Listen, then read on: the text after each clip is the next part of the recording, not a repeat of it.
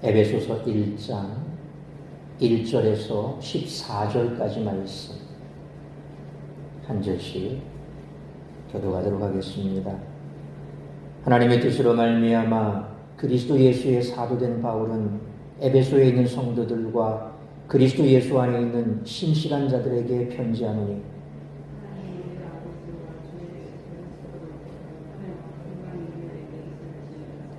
찬송하리로다. 하나님 곧 우리 주 예수 그리스도의 아버지께서 그리스도 안에서 하늘에 속한 모든 신령한 복을 우리에게 주시되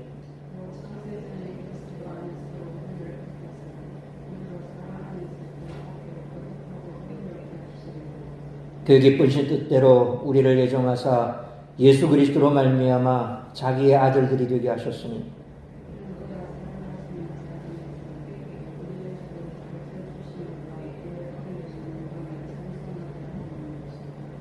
우리는 그리스도 안에서 그의 은혜의 풍성함을 따라 그의 피로 말미암아 속량 곧 죄 사함을 받았느니라. 그 뜻의 비밀을 우리에게 알리신 것이요 그의 기뻐하심을 따라 그리스도 안에서 때가 찬 경륜을 위하여 예정하신 것이니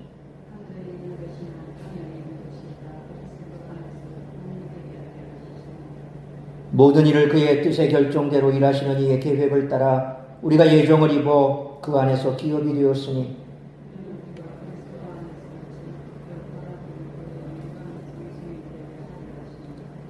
그 안에서 너희도 진리의 말씀 곧 너희의 구원의 복음을 듣고 그 안에서 또한 믿어 약속의 성령으로 인치심을 받았으니 이는 우리 기업의 보증이 되사 그 얻으신 것을 속량하시고 그의 영광을 찬송하게 하려 하심이라. 아멘. 기도하겠습니다. 거룩하신 아버지 하나님, 은혜와 사랑을 감사합니다. 연이어 떼약볕이 내리쬐는 한낮의 뜨거운 열기 속에서 땀 흘려 애써 수고한 사랑하는 주의 백성들이 정한 날 정한 시간 주님 앞에 나와 예배합니다. 오늘도 예배의 자리에 달려나온 사랑하는 주의 자녀들에게 한량없는 은혜와 은총을 베풀어 주옵시고 하루 종일 땀 흘려 수고한 그 육신의 피곤함을 말씀으로 우리를 새롭게 하여 주시고 모든 피곤을 물리쳐 주시기 원합니다. 말씀하실 때에 그 말씀 우리의 가슴에 새기게 하시고 우리에게 허락하신 이 주의 몸된 교회와 또한 우리 모두가 그리스도의 교회로서 신부로서 거룩한 그러한 삶을 살아가며 말씀에 붙들려 하나님의 놀라운 은혜와 축복 가운데 살아가는 우리 성도들이 될 수 있도록 은총 내려 주옵소서. 시작하는 시간입니다. 마치는 시간까지 가정마다 다급한 소식 오가지 않게 붙드시고 이 시간에도 오직 주께서 역사하시는 말씀의 은혜만이 충만할 수 있도록 간절히 빌고 소원하오며 이 모든 말씀 우리 주 예수 그리스도의 이름으로 기도하옵나이다. 아멘. 오늘부터 에베소서를 시작으로 사도 바울의 옥중서신을 하나하나 살펴보도록 하겠습니다. 에베소서는 흔히 바울 사상의 정수, 바울 사상의 왕관 또는 기독교 신앙의 가장 권위 있는 요약서라 그렇게 불립니다. 특별히 교회론에 관해서 이 에베소서가 귀하게 말씀하고 있다는 것 또한 우리가 기억해야 될 것 같습니다. 성경에서 에베소서는 바울 서신 중 5번째 위치에 있습니다. 많은 학자들은 에베소서를 바울이 썼다는 사실을 그전에는 의심해 왔습니다. 그런데 초대교회는 에베소서를 바울의 편지로 인정했습니다. 그래서 바울 서신으로 전혀 의심을 받지 않던 갈라디아서와 빌립보서 사이에 에베소서를 놓았던 것입니다. 수신자가 누구인지에 대한 문제도 있습니다. 1절에 에베소에 있는 이라는 말이 일부 고대 사본에는 없기 때문입니다. 사실 우리가 지금 정경으로 보고 있는 이 성경을 보면 여러분이 추석이 달려있는 성경을 보면 밑에 조그맣게 나눠주라는 것이 있습니다. 옛날에 우리가 보았던, 지금은 성경이 아주 많이 고급졌죠. 옛날에는 그렇지 못한 이 겉표면이 빨간색이 있죠. 그렇게 된 거, 그리고 세로로 된 성경, 저도 어릴 때 그 성경을 봤습니다. 거기 보면 기역, 니은, 디귿, 미음, 비역 이러면서 뭐가 많이 주가 달려 있어요.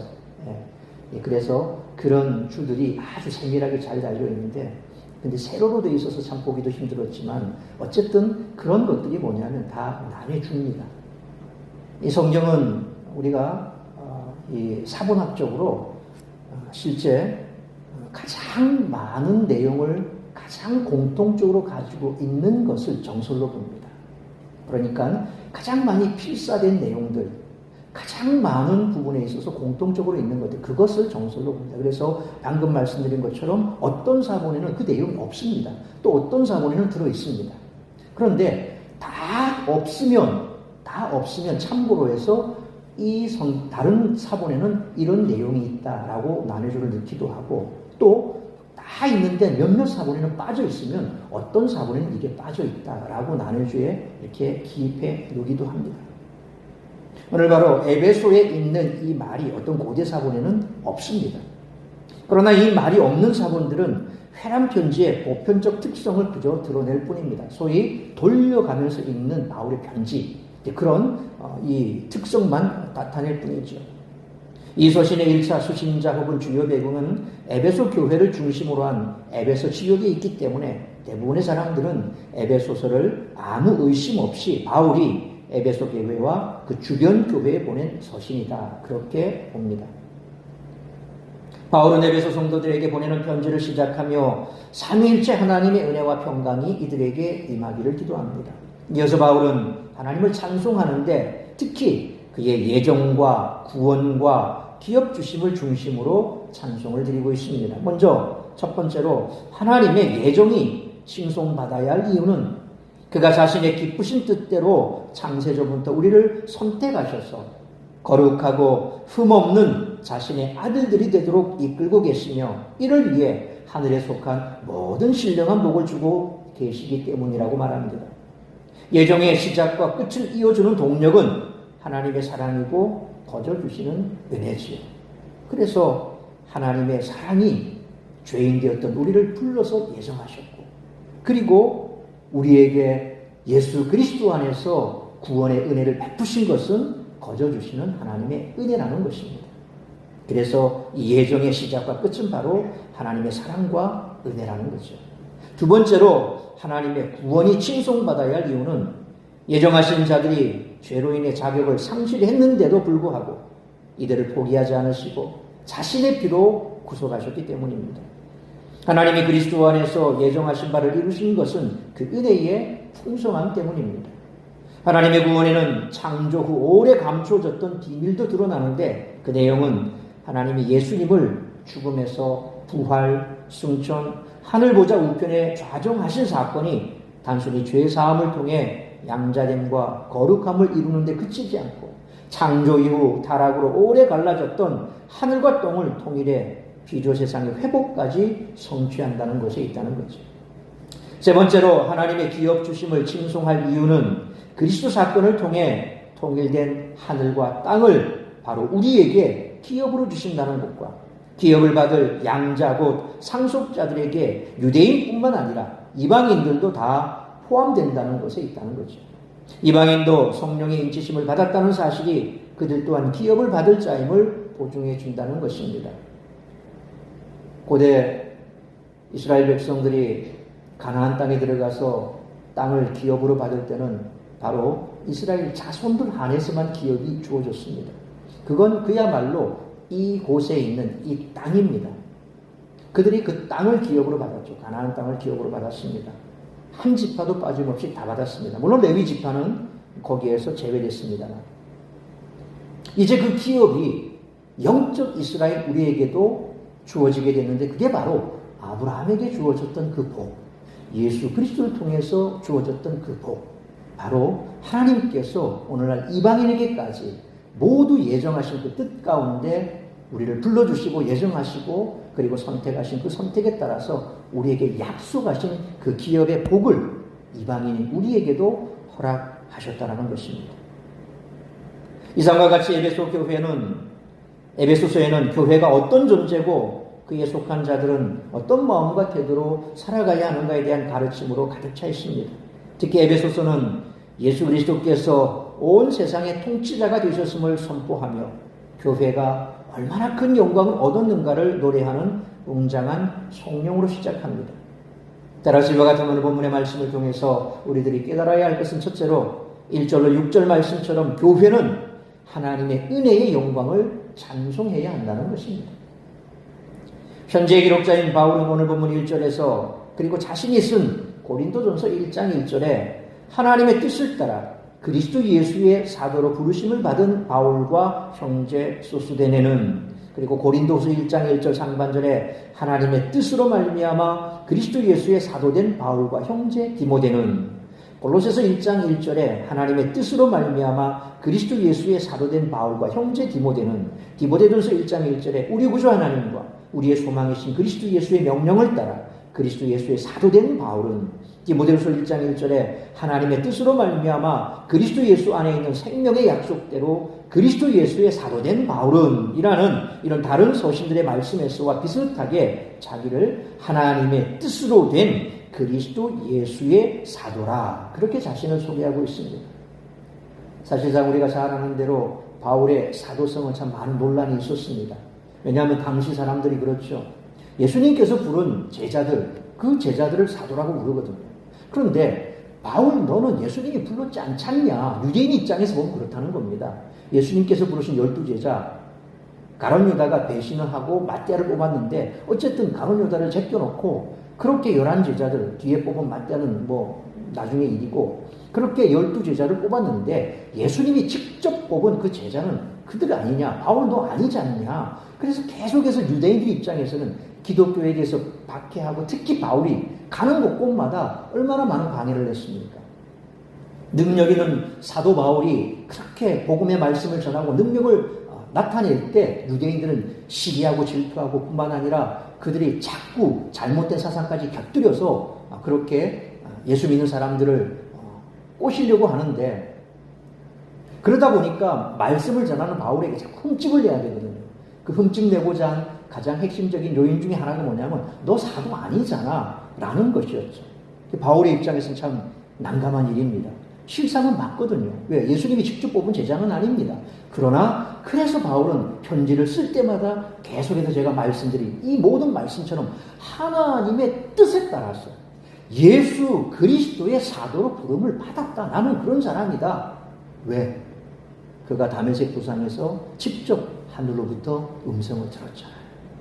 그리고 아나니아로부터 하나님께서 그에게 말씀하신 사도 바울이 어떤 사람이 될지에 대해서 들었잖아요. 그러니까 하나님께서 이미 자기에게 그렇게 뜻에 따라서 예수 그리스도의 사도로 하나님이 세웠단 말이에요. 내가 직접 사도가 되고 싶어서 사도라고 자칭 사도가 아니다 라는 것을 얘기하고 있는 거죠. 그래서 사도 바울은 거기에 대해서 1.1도 의심이 없었다는 겁니다. 사실 우리가 현실적으로 그런 부분에 있어서 좀 뭔가 깨름직한 게 있다면 사람들 앞에서 떳떳할 수가 없습니다. 그러나 사도 바울은 결코 그렇지 않았다는 겁니다. 하나님께서 하나님의 뜻으로 그렇게 예수 그리스도의 사도로 내가 세움을 받았다라고 자신을 소개합니다. 그리고 수신자인 에베소에 있는 성도들은 세상과 분리되어 하나님께 속하게 된 거룩한 자들이다. 그렇게 소개합니다. 이 거룩함은 로마서 6장의 말씀처럼 그리스도와의 연합을 통해 이루어지기 때문에 이들은 예수 안에 있는 자들이며, 로마서 1장 5절 말씀처럼 예수님을 믿어 순종의 삶을 살고 있기 때문에 신실한 자들이라는 겁니다. 그래서 거룩한 자라는 말, 신실하다는 말, 이런 말들은 아무한테나 붙일 수 없습니다.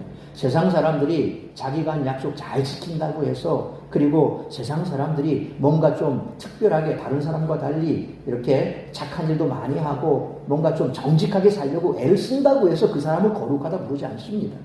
왜요? 하나님께서 우리를 구별했기 때문에. 이 거룩하다는 말은 구별됐다는 말이거든요. 이 구별됐다는 말은 세상과 분리되고 세상과 다르다는 겁니다. 세상에 속한 사람들은 아무리 그들이 깨끗하게 살려고 애를 쓰고 노력을 하고 해도 이 거룩하다는 말을 쓸 수가 없습니다. 왜? 하나님과 전혀 관계가 없거든요. 예수 그리스도의 관계가 없단 말이에요. 그러니까 예수 그리스도와 연합된 자들만 믿음 안에 있는 자들만 이 거룩하다는 말과 신실하다는 말을 쓸 수가 있다는 겁니다. 이처럼 이 편지의 수신자들은 세상에서는 거룩한 자들이며 그리스도 예수 안에서는 신실한 자들이라는 것입니다. 이들이 바로 교회입니다. 그래서 교회는 여러분 한 사람 한 사람이 모여있는 그 집합 공동체를 교회라고 합니다. 뿐만 아니라 교회는 여러분 한 사람 한 사람 또한 교회입니다.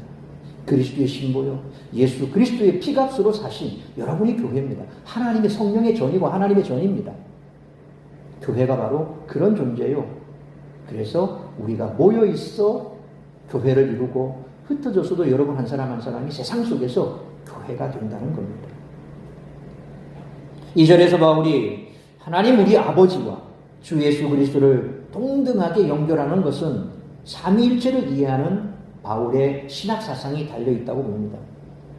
예수님은 죽음, 부활, 승천, 하나님 보좌 우편에 앉으심을 통해서 그리스도의 뿐만 아니라 시편 110편 1절에 여호와께서 내 주에게 말씀하시기를 내가 내 원수들로 내 발판이 되게 하기까지 너는 내 오른쪽에 앉아있으라 하셨도다 라는 말씀처럼 여기에 내 주에게 말씀하시기를 지금 다윗은 이 시편 속에서 예수 그리스도를 내 주라 예수님께서 이 시편 110편 1절 이 말씀을 인용하시면서 바로 다윗도 나를 주가 인정했다. 나는 이미 그 전부터 선지한 자다라는 것에 대해서 이 110편 1절을 인용하신 그런 복음서의 말씀이 있지 않습니까?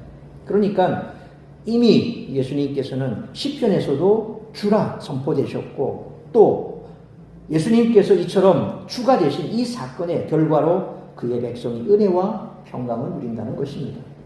그러니까 예수님께서 이 땅에 구세주로 오셨기 때문에 구원자로 오셨기 때문에 그 구원자로 말미암아서 그 구원자 때문에 우리가 은혜와 평강을 누린다는 겁니다. 그래서 세상이 주는 평강과 주께서 주는 것은 차원이 다른 것이죠. 세상 사람들은 살기 편하고 별 걱정 없으면 평안하다 그렇게 얘기합니다. 근데 진정 그것이 평안한 완벽한 평안입니까? 진짜 평안한 것은 소용돌이 속에서도 평안할 수 있어야 그게 진정한 평안이지. 그래서 그런 평안은 세상에 줄 수 없는 겁니다. 우리 주님만이 주실 수 있는 거죠. 이어서 바울은 화려한 표현들이 가득하고 접속사와 분사가 복잡하게 배열된 3절로 14절의 성령을 통해 삼위일체 하나님이 교회에게 행하신 일이 얼마나 크고 놀라운가를 선포하고 있습니다. 하나님은 창세기 12장 2절에 내가 너로 큰 민족을 이루고 내게 복을 주어 내 이름을 창대하게 하리니 너는 복이 될지라 라는 말씀과 3절 말씀처럼 아브라함을 부르실 때 약속하신 복을 교회에게 주셨다는 것입니다. 그래서 교회가 세상에 복을 이어주는 복을 흘려보이는 통로가 바로 교회입니다. 복은 교회를 통해서 흘러갑니다. 여러분도 마찬가지입니다. 여러분이 교회라 그랬습니다. 여러분이 세상의 복의 통로가 되는 겁니다. 아브라함이 주셨던 이 복이 여러분을 통해서 세상 속으로 흘러들어가고 교회를 통해서 우리들이 모여있는 이 교회를 통해서 세상으로 흘러가고 그래서 교회는 축복의 통로가 되는 겁니다. 여러분이 축복의 통로가 되는 겁니다. 그래서 성도 한 사람 한 사람이 얼마나 귀한지 모릅니다. 그래서 세상 어떤 누구보다도 주님께서는 교회를 사랑하시고 어떤 누구보다도 하나님께서는 여러분 한 사람 한 사람을 사랑하는 줄 믿으시길 바랍니다. 특별히 찬송의 대상인 하나님을 3절 상반절 말씀처럼 곧 우리 주 예수 그리스도의 아버지라고 보충 설명하는 것은 구약의 하나님이 자신을 그리스도의 아버지로 계시하셨음을 강조하고 있습니다. 그 하나님은 당신의 보좌가 있는 하늘에 속한 복을 주시는데 이 복은 성령을 통해 받는 신령한 복이며 그리스도의 사역, 특히 죽음, 부활, 승천을 통해 구원받아 이제 3절 하반절 말씀처럼 그리스도 안에 있는 우리에게 주어진다는 것입니다. 하나님은 우리를 복받은 자로 4절 상반절 말씀처럼 창세전에 택하셨는데 이는 그리스도 안에서 이루어졌다는 것입니다. 우리를 택하신 목적은 4절 하반절 말씀처럼 우리가 그 앞에 거룩하고 흠이 없게 되는 것이죠. 따라서 레위기에서 이스라엘에게 명령하신 거룩함과 흠 없음을 교회가 지니게 하셨다는 겁니다.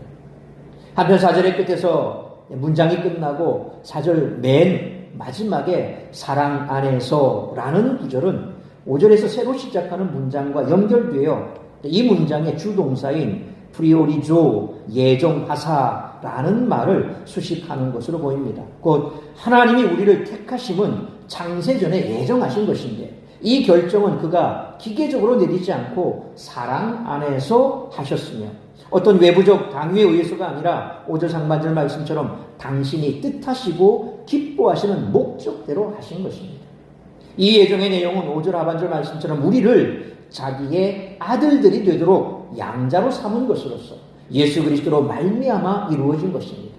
이는 3절에서 말씀한 성령을 통한 하늘의 복과 4절에서 말씀한 거룩하고 흠이 없게 되는 것이 예수님을 통해 아들로 입양되어 우리는 누리가 됐다는 것을 의미하는 겁니다. 그래서 예수 그리스도 안에서 우리는 모든 신령한 복들을 받아 누리고 있고 받았다는 것입니다. 그게 바로 우리입니다. 세상에 줄 수 없는 축복된 사람이 바로 우리입니다.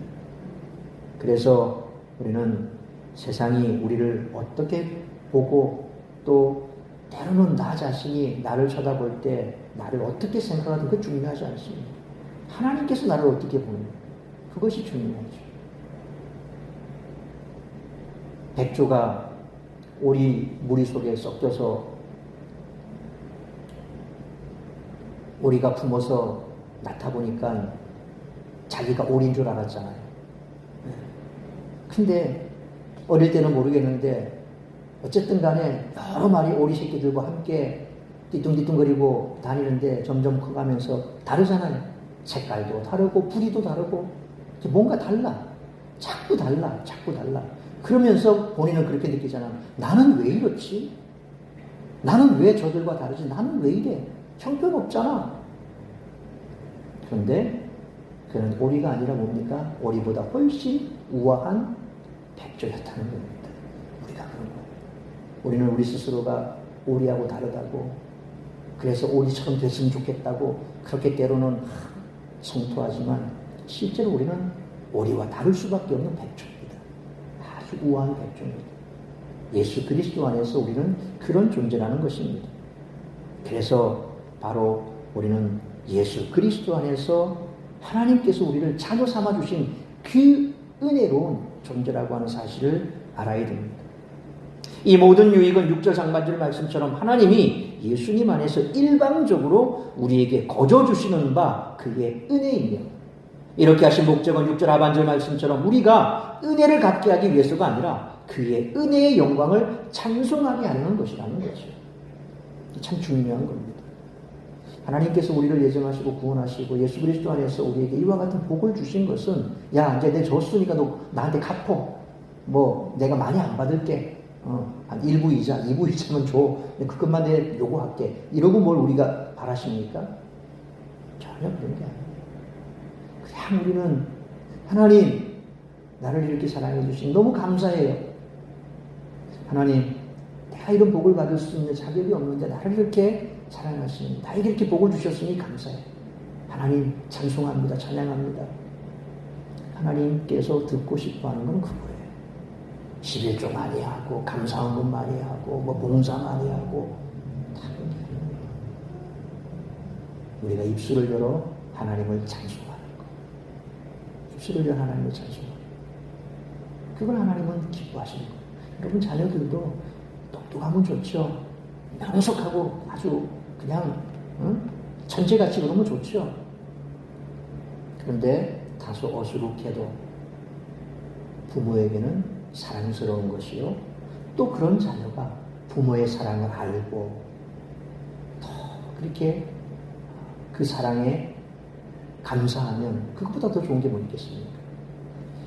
제가 몇 주 전에 중국으로 넘어간 푸바오 영상 잠깐 보여줬죠. 지금도 보면 유튜브에 푸바오 영상이 옛날 영상이 자주 나옵니다. 근데 보면 참 신기해요. 정말 미르는 공쟁이 같은데 자세히 보면 너무 귀엽고 어릴 때부터 이 강바오 그 할아버지가 사육사가 어릴 때부터 품고 젖을 먹이고 이렇게 키우다 보니까 자기 엄마처럼 그렇게 따라가요. 엄마는 따로 있잖아요. 엄마는 따로 있는데 어쨌든 그렇게 잘 해주니까 진짜 사람처럼 그렇게 따라요. 가면 뭐 팔도 척 올려서 같이 보기도 하고, 또 어디 가면 그냥 다리 까대기 붙잡고 그냥 쫓아가려고 하고 이런 모습들 보면, 그리고 배를 만져주면 허허 웃기도 하고 이런 거 보면 너무 참 사랑스럽고 귀여워요. 그러니까 못 있는 거지. 사랑스러운 거예요. 우리가 미물의 짐승도 사랑을 주니까 그러는데, 하물며 하나님께서 독생자를 우리에게 내어주셔서 그 독생자의 사랑으로 우리를 사셨는데 하나님께서 우리에게 다른 거 바라겠습니까? 그냥 감사합니다. 사랑합니다. 찬양합니다. 하나님은 그것으로 만족합니다. 그래서 여러분, 너무 하나님 앞에 뭘 잘하려고 애쓸 필요 없습니다. 있는 모습 그대로 늘 감사하고 사랑의 고백을 하면 하나님은 그것만큼 좋아하시는 게 없습니다. 바로 우리에게 거저 주시는 바 은혜를 베푸신 목적이 바로 그거라는 거죠. 교회는 출애굽기 19장 5절로 6절에 세계가 다 내게 속하였나니 너희가 내 말을 잘 듣고 내 언약을 지키면 너희는 모든 민족 중에서 내 소유가 되겠고 너희가 내게 대하여 제사장 나라가 되며 거룩한 백성이 되리라. 너는 이 말을 이스라엘 자손에게 전할지니라 라는 말씀이나 이사야 43장 21절에 내 백성은 내가 나를 위하여 지었나니 나를 찬송하게 하려 함이니라 라는 말씀. 그리고 또 이사야 43장 5절로 6절에 두려워하지 말라. 내가 너와 함께하여 내 자손을 동쪽에서부터 오게 하며 서쪽에서부터 너를 모을 것이며 내가 북쪽에게 이르기를 내놓으라. 남쪽에게 이르기를 가두어두지 말라. 내 아들들을 먼 곳에서 이끌며 내 딸들을 땅끝에서 오게 하며 라는 말씀처럼 만 백성 중에 하나님의 아들들이 되어 하나님을 찬송할 자로 선택받은 이스라엘의 지위를 부여받았다는 것입니다. 교회가 바로 그런 것입니다. 하나님이 이스라엘과 동행하시며 행하셨던 그 모든 구원의 역사는 이제 예수 그리스도의 이름으로 규정되는 교회의 역사, 교회의 지위가 되는 것입니다. 그러므로 창세전에 우리를 예수 그리스도 안에서 예정하셔서 하늘에 속한 모든 신령한 복을 주신 하나님의 그 기쁘신 목적대로 그의 은혜의 영광을 찬송하는 교회로 세워져가는 우리 사랑샘 교회와 또 우리 성도님들 되시기를 축원합니다. 두 번째로 교회는 7절로 10절 말씀처럼 교회는 예수 그리스도를 통한 속량의 은혜와 온 세상을 통치하심을 찬양해야 한다는 것입니다. 7절로 10절의 헬라어 원문을 보면 거대한 한 문장으로 이루어져 있습니다. 그리스도의 속죄 사역을 중심으로 3절로 6절 내용을 다시 언급하고 있는 것이 7절로 10절입니다. 우리는 7절 상반절 말씀처럼 그리스도 안에서 곧 그리스도의 사역으로 인해 그와 연합되어 속량받았는데 이것은 로마서 6장 말씀처럼 죄에 놓여였다가 7절 하반절 말씀처럼 그리스도의 속죄 사역으로 죄로부터 풀려났다는 그런 의미입니다. 죄로부터 속량된 사건은 양자됨을 위해서 필요한 일로 7절 하반절 말씀처럼 그의 은혜의 풍성함을 따라 이루어졌습니다. 하나님이 8절 말씀처럼 우리에게 넘치게 한 것은 같은 절의 지혜와 총명이 아니라 7절 상반절의 카리토스 아우투 그의 은혜라는 겁니다. 따라서 8절의 지혜와 총명은 하나님의 계시를 말하는 9절의 첫 문장과 연결이 됩니다. 곧 7절로 8절 말씀처럼 은혜를 우리에게 넘치게 하신 하나님은 또한 8절로 9절 상반절 말씀처럼 자신의 모든 지혜와 총명으로 그 뜻의 비밀을 우리에게 알리신 것입니다. 여기서 그 뜻은 3절로 7절의 내용 곧 예정에 따라 예수님을 통해 우리를 양자 삼아 모든 영적 복을 주어 거룩하고 흠없게 만들어 그의 은혜를 찬송하게 하려는 하나님의 뜻을 의미하고 또 한편으로는 이것이 완성된 상태를 나타내는 10절의 말씀을 가리키고 있습니다.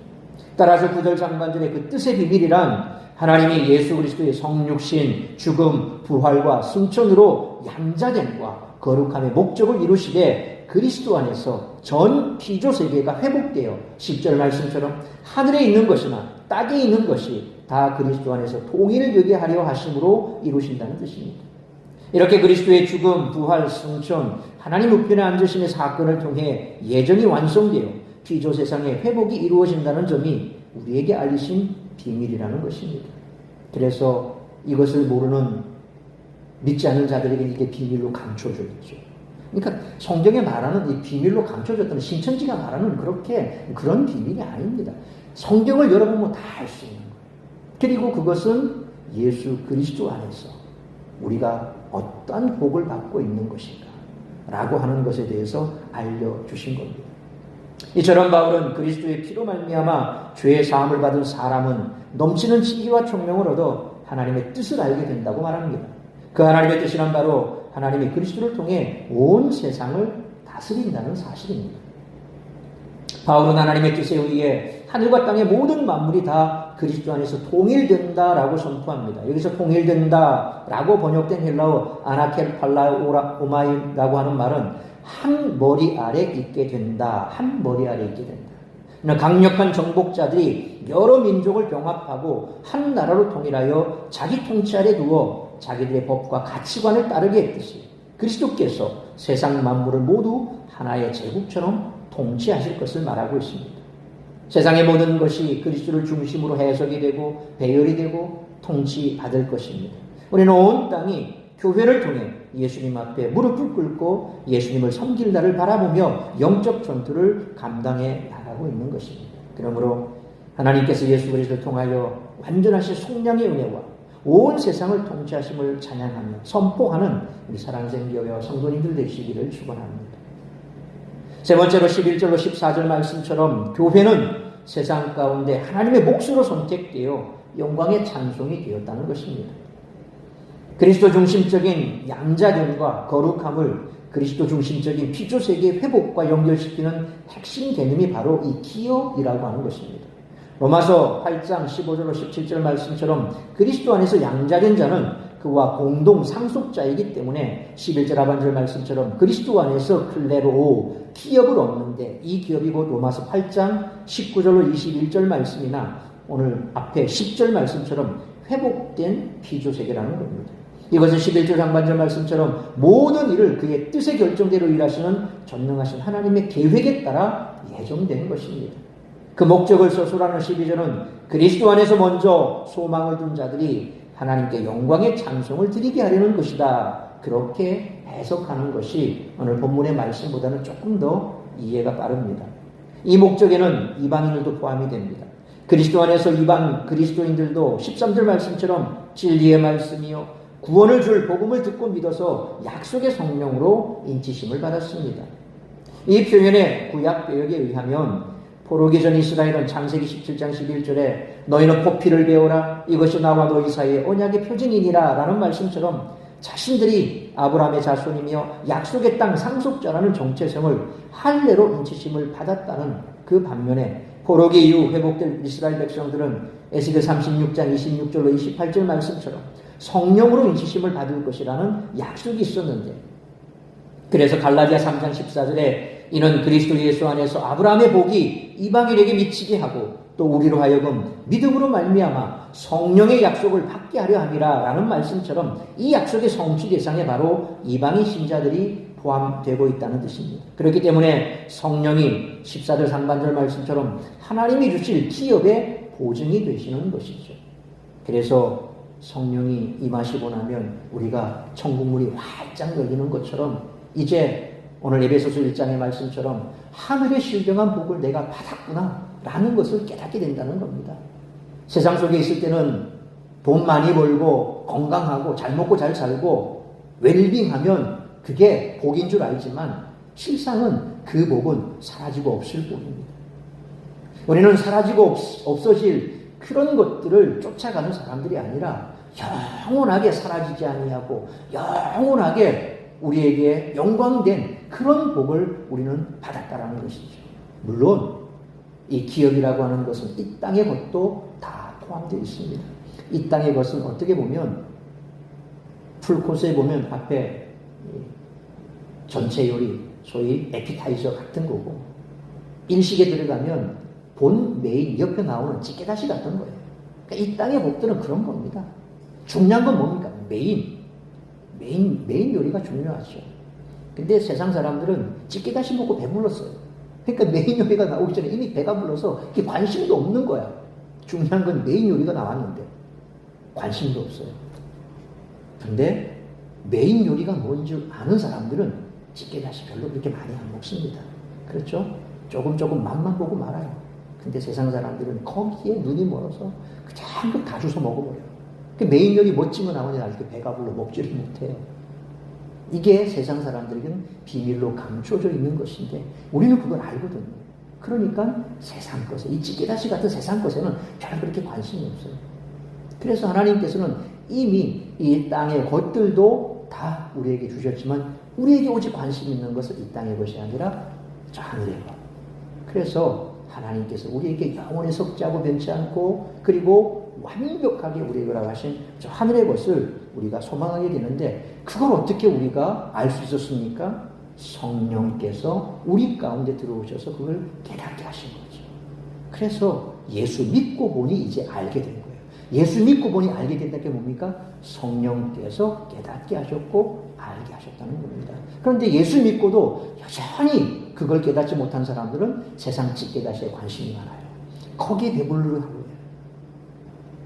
그러니까 성령의 그 은혜를 제대로 깨닫지 못하고 하나님의 은혜를 은혜로 받지 못하는 자들이죠. 이상과 같이 성령을 마치면서 바울은 3절로 6절의 가르침을 조금 다른 표현으로 반복합니다. 교회는 하나님의 기업, 곧 하나님의 소유, 몫으로 예정되었습니다. 하나님은 모든 민족 중에서 이스라엘을 택하시고 레위인을 당신 몫으로 삼으사 그들로 성소를 섬기게 하셨습니다. 이처럼 교회는 세상 가운데 하나님의 몫으로 선택되어 영광의 찬송이 되었습니다. 바울은 교회가 지닌 이 지위가 너무나 확실하기에 성령으로 인치심과 부증을 받았다라고 말하며 이 구원은 흔들림이 없다라고 선포하고 있습니다. 바울은 이를 통해 대부분 이방인으로 이루어져 있던 에베소와 주변 지역의 교회들에게 예수 그리스도를 통해 하나님과 전혀 관계없었던 그들이 이제 구약시대의 레위인과 같은 지위를 얻었고 그 지위가 너무나 확실하다라고 선언한 것입니다. 누구든지 예수를 믿으면 이런 놀라운 지위를 얻는다는 것입니다. 그러므로 교회는 전능하신 하나님의 계획에 따라 예정되었기에 세상 가운데 하나님의 몫으로 선택되어 영광의 찬송이 되었고 성령으로 인치심과 보증을 받았으므로 이 기업의 영광에 참여하며 누리는 우리 사랑생교회와 성도님들 되시기를 축원합니다. 사랑하는 성도 여러분, 하나님은 예수 그리스도로 말미암아 주의 사함을 입은 사람들 곧 교회를 하나님의 백성으로 삼으사 영광을 드러내기로 작정하셨습니다. 그래서 교회는 세상에 하나님의 영광을 계시하는 하나님의 백성입니다. 우리에게 부여된 이 영광스러운 정체성과 사명을 묵상하며 기뻐하고 우리를 향한 하나님의 뜻을 세상 가운데 실현해야 할 것입니다. 그러므로 창세전에 우리를 예수 그리스도 안에서 예정하셔서 하늘에 속한 모든 신령한 복을 주신 하나님의 기쁘신 목적대로 그 은혜의 영광을 찬송하며 예수 그리스도를 통하여 완성하신 성령의 은혜와 온 세상을 통치하심을 찬양하며 선포하고 전능하신 하나님의 계획에 따라 예정되었기에 세상 가운데 하나님의 몫으로 선택되어 영광의 찬송이 되었고 성령으로 인치심과 보증을 받았으므로 이 기업의 영광에 참여하며 누리는 우리 사랑하는 교회와 성도님들 다 되시기를 주님의 이름으로 축원합니다. 기도하겠습니다. 거룩하신 아버지 하나님, 은혜와 사랑을 감사합니다. 오늘 주신 말씀처럼 우리가 얼마나 귀하고 값지고 영광스러운 존재인가, 이 교회가 세상 가운데 얼마나 귀하고 값지고 영광스러운 것인가를 다시 한번 깨닫게 됩니다. 그러므로 우리 자신을 정말 하나님께서 이처럼 귀하고 영광스럽게 만드셨고 불러주셨고 그렇게 대접하고 있는데 우리 또한 우리 자신을 그와 걸맞는 그런 마음을 가지고 세상 속에서 구별된 삶을 살아갈 뿐만 아니라 우리는 세상의 축복의 통로가 되어야 합니다. 우리를 통해서 하나님의 영광이 드러나야 합니다. 우리가 바로 하나님의 영광의 빛을 반사하는 사람들이 되어야 할 것입니다. 늘 말씀 안에서 깨어 기도하고 또한 하나님의 살아계심을 세상 가운데 드러내기 위해 애쓰고 우리는 참으로 존귀한 하나님의 자녀가 되었음을 세상 가운데 선포하며 하나님을 찬송하고 또한 믿지 않는 저들 정말 하나님께서 우리에게 주신 그 복이 무엇인지 알지 못하는 죽어가는 저 영혼들에게 그 축복을 그들에게도 나눠줄 수 있는 그런 삶을 살아갈 수 있는 우리 성도들 되게 하시고 우리 사랑성 교회 될 수 있도록 은총 내려 주옵소서. 이 모든 말씀 우리 주 예수 그리스도의 이름으로 기도하옵나이다. 아멘.